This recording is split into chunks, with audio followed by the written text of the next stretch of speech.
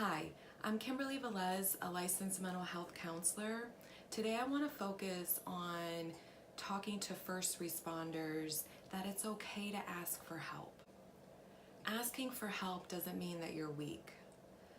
You guys are human beings first before you put that badge on, and the stuff that you see, the shit that you're exposed to on the job is not normal. First responders tend to have high divorce rates, extreme stress, poor coping mechanisms, and a lot of emotional trauma.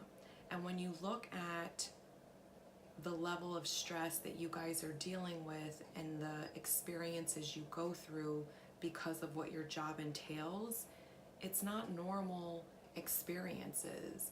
People aren't, normally exposed to mangled bodies monthly, weekly, sometimes daily.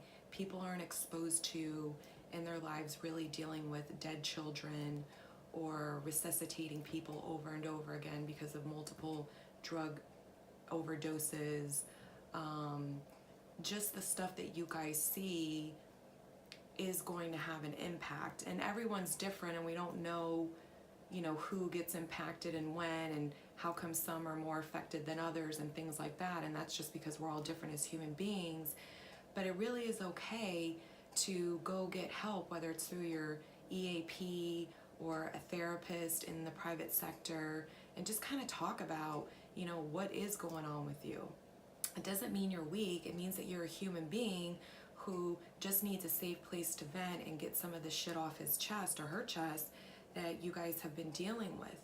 When we look at police officers and just the high level of resistance that the community gives them, I mean, you're hated just for putting on a uniform. And most people become first responders because they want to help people. And most of the time, you're not allowed to help people because you're enforcing the law. And even people who aren't, the worst of society that you guys are typically arresting and rearresting and dealing with on a daily basis, even the ones that you pull over for a speeding ticket or parking or whatever, they are probably going to give you an attitude too, just because they're pissed off that, they got caught breaking the law and now you're serving them a consequence of it. So there's this constant level of resistance and, disrespect that are thrown your way constantly. And that does wear people down on a psychological level.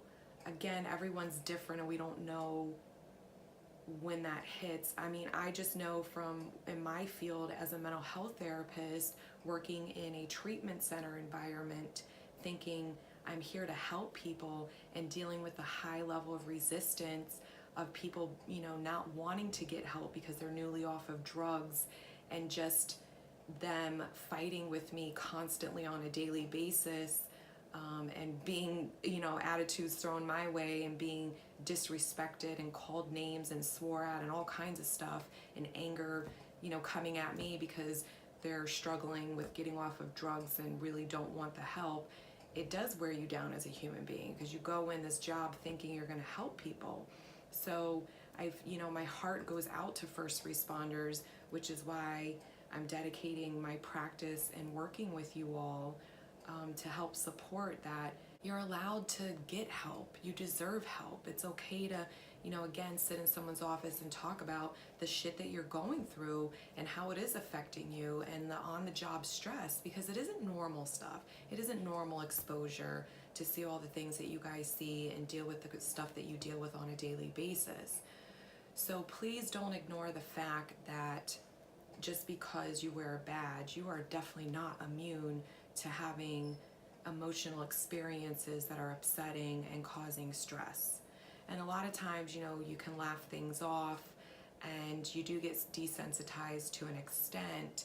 But when we look at from where you were day one on the job to where you are now, how have your coping mechanisms changed?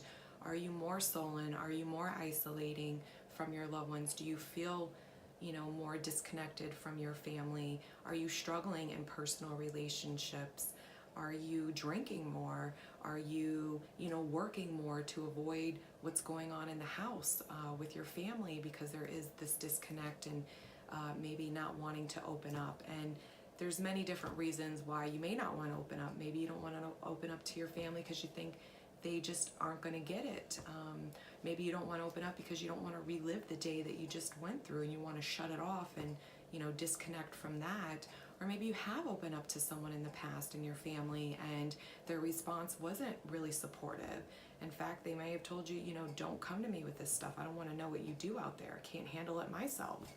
So I don't know what the reasons are, and you all have your own, but again, you do have people that care in the community, and it doesn't mean that you're weak. And I really want to help support you guys in breaking that culture that, suck it up and everything will be okay.